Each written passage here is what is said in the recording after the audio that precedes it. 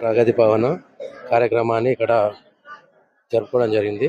ఇక్కడ ఎవరికి ఏ సమస్య ఉన్నా కానీ గత ప్రభుత్వం 10 సంవత్సరాలు ఏం చేయకున్నా కానీ 2.5 సంవత్సరాలనే మనం ఉచిత కరెంటు, అందులోను మళ్ళీ సన్నబియ్యం, రేషన్ కార్డులు ఇవ్వడం, ఇంకా మరియు ఉచిత బస్సు సౌకర్యం, ఇంకా చెప్పనివి కూడా కొన్ని కార్యక్రమాలు మన కాంగ్రెస్ ప్రభుత్వం చేయడం జరిగింది. అదేవిధంగా 10 సంవత్సరాల నుంచి ఇక్కడ ఉన్న కార్పొరేటర్ కానీ ఎవరు కానీ ఏవి పనులు కూడా జరగలేదు. ఇప్పుడు ఈరోజు ఇక్కడ పార్కు లేదు, అది లేదంటే 10 సంవత్సరాల నుంచి అన్ని డివిజన్లో పార్కులు ఉన్నాయి. ఇక్కడ ఈ డివిజన్లో పార్కు కానీ ఏ అభివృద్ధికి కానీ ఏమి కూడా జరగలేదు ఈ రోజు వరకు కూడా. మీరు ఒకసారి గమనించండి. ఇక్కడ ఉన్న ప్రజలు కూడా ప్రతి ఒక్కరు గమనిస్తే మీకు అర్థమవుతుంది 10 సంవత్సరాలలో ఏం జరిగింది, ఈ 2.5 సంవత్సరాలలో ఏం జరిగింది, ఇక్కడ ఏం జరుగుతుంది అనేది చూడండి. ఇప్పుడు తుమ్మల ఆధ్వర్యంలో మనం అండర్ గ్రౌండ్ బ్రిడ్జి ఓపెన్ చేసుకున్నాం. ఇప్పుడు తీగల బ్రిడ్జి 200 కోట్లతోటి చేసుకోవడం జరిగింది. అదేవిధంగా అభివృద్ధి అంటేనే తుమ్మల అంటేనే అభివృద్ధి. అందులోని కిలా కూడా పర్యావరణంగా కూడా మనం అభివృద్ధి చేసుకుంటున్నాం. ఇక్కడ పర్యాటకపరంగా కూడా ఇంకా రానున్న రోజుల్లో కూడా ఇక్కడ మనకు మెడికల్ కాలేజ్ కానీ ఇంకా హాస్పిటల్స్ కానీ ఇంకా అనేక రకాలుగా ఇప్పుడు 2.5 సంవత్సరాలనే మన ఖమ్మం చాలా అభివృద్ధి చెందించుకున్నాం. ఇంకా రాబోయే రోజుల్లో కూడా ఇంకా 2.5 సంవత్సరాలు ఇంకా మనకు టైం కూడా ఉంది. ఇంకో 5 సంవత్సరాలు కూడా మన కాంగ్రెస్ ప్రభుత్వమే ఉంటుంది. అదేవిధంగా మనం ఇంకా చాలా కార్యక్రమాలు చేసుకునే ఉంది. ఎప్పుడు మేము ఇక్కడ ఉన్న కాంగ్రెస్ నాయకులు ఎప్పుడు జనం మధ్యలోనే ఉండి జనంతోటే పని చేసుకోవడం జరుగుతుంది. మాకు ఎవరు కూడా ఎప్పుడు ఏ సమస్య ఉందా అని ఎమ్మటే అందుబాటులో వచ్చి అందరం ఇక్కడ వచ్చి వర్క్ చేయడం కానీ ఎలాంటి పనులు ఉన్నా అని అందుబాటులో ఉంటాం. జనానికి ఎనీ టైం అందుబాటులో ఉండేదే ఈ కాంగ్రెస్ నాయకులు. మీరు ఒకసారి అందరూ కూడా గమనించండి. మీరు 10 సంవత్సరాలలో ఎవరేం చేశారు, ఎవరేం చేయలేదు, ఎక్కడెక్కడ ఇప్పుడు వేరే వాళ్ళు కాంగ్రెస్ నాయకులు తిరగడం వల్ల వాళ్ళు వచ్చి ఇక్కడ ఏదో భజన చేయడం తప్పితే వేరే ఏం లేదు. మీరు గమనిస్తే మీకే అర్థమవుతుంది. మేము చెప్పాల్సిన అవసరం లేదు. మీ అందరికీ అర్థమైపోయిందని కూడా మా అందరు కూడా తెలుసు.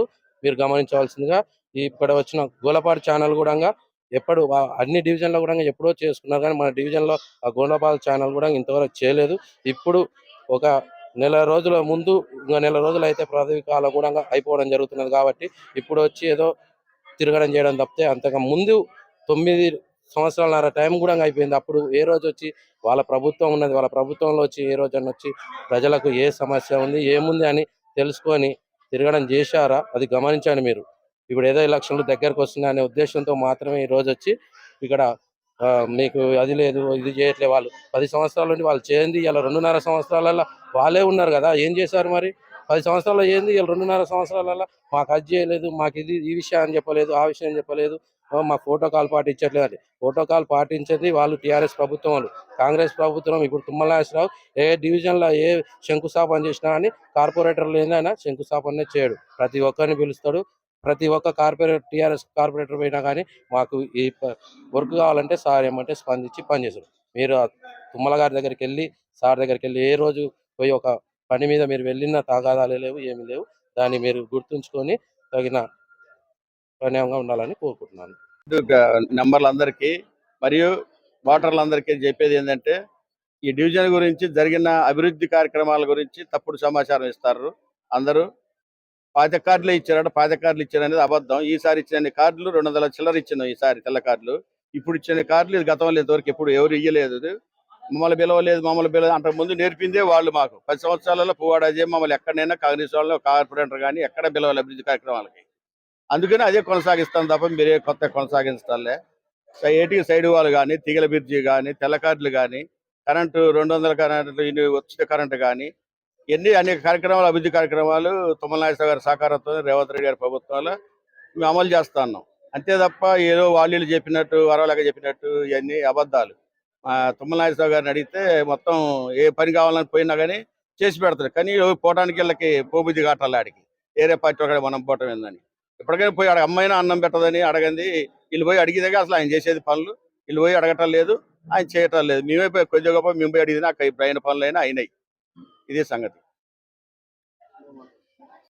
దోమలతో నేను చెప్పి దాన్ని బూడబోయాలని చెప్పి 160 కోట్లు వృధా చేసి పైపులు వేశారు. ఆ నీళ్లు కాలువ నీళ్లు పోకుండా ఇట్లా పోయి కలుతున్నాయి. ఆ డబ్బులు మొత్తం బుడిదల పోసిన పన్నీరు లెక్క అయిపోయింది. 160 కోట్లు గవర్నమెంట్ లాస్ చేశారు. ఇటువంటి లాసుల వల్లనే గవర్నమెంట్ 8 లక్షల కోట్ల అప్పుల పాలైంది. అది వాళ్ళకి సోయి ఉంటే ఇప్పటికైనా కాలం మీద ఎన్ని డబ్బులు వేస్ట్ అయిందో వాళ్ళకి తెలుస్తుంది. మాజీ కౌన్సిలర్ గారు మాట్లాడిన విధానం అంటే దొంగలాగా మాట్లాడినట్టు మాట్లాడుతున్నాడు. ఆ విధానం కరెక్ట్ కాదు. ఎందుకంటే నోరు ఉందన్న వాళ్ళకు ఊరొప్ప చెప్పాలనే సామెతల తోట రామారావు గారు మాట్లాడుతున్నాడు. ఆ విధానాన్ని మర్చిపోవాలి. ఎందుకంటే ఈయన పోయి స్వచ్ఛంగా గవర్నమెంట్ కూడా అప్లికేషన్ పెట్టినా అది పెట్టిన ఇది పెట్టాడు. ఇలా బైపాస్ రోడ్ ఎవరు చేశారు, అండర్ బ్రిడ్జ్ ఎవరు చేశారు, ఇవన్నీ ఎవరు చేశారు? ఒక్కసారి ఇవన్నీ చెప్పుకుంటే ఆయన ఏమైనా ఇంత ఆయన వ్యాపారం ఆయన తర్వాత వార్డుల మీద పోతే వార్డులు అడగండి, ప్రతి ఒక్క జనాన్ని అడగండి చెప్తాను. ఏదో డబ్బులు ఉన్నప్పుడు డబ్బులు ఇచ్చేసి మిమ్మల్ని అందరూ మేనేజ్ చేసి ఏదో చాదని అనుకుంటుండే కానీ ఇక్కడ తెల్లనేరం అనేది మా ఒక కోరిక. ఈ విధానాన్ని మార్చుకోకపోతే తోట రాబోయే రోజులలో చాలా చులకన చూస్తా అవుతాడని చెప్పి ఆలోచన, నా వ్యక్తిగత ఆలోచన అది. ఏది ఏమైనా అందరినీ కలుపుకొని పోతున్నాడు. ఎవరిని కలుపుకొని పోయాడు ఇప్పటివరకు? ఆయన ఏం చేశాడు? ఎవరితోటి ఏం మాట్లాడాడు? పబ్లిక్ పోతే అర్థమైంది సార్ ఇదంతా. అందుకోసమే తప్ప తుమ్మల నాగేశ్వరరావు గారు ఇప్పుడు ఇప్పించండు, వీళ్ళు ఇప్పలేదు. అదే టీఆర్ఎస్ ప్రభుత్వం 10 సంవత్సరాలు ఉన్న తర్వాత ఏం చేశారు? ఎప్పుడు ఏం చేశాడు? ఎవరికి ఏ పబ్లిక్ లో ఏం చేశాడు? ఇలా గవర్నమెంట్ వచ్చిన తర్వాత మేము వ్యక్తిగతంగా పోయి తుమ్మల నాగేశ్వరరావు గారు వ్యక్తిగతంగా పోయి చేసుకున్న పనులని నా పనులు అంటే అది ఎంతవరకు కరెక్ట్? అది కరెక్ట్ కాదని నా అభిప్రాయం సార్. మీకు ధన్యవాదాలు.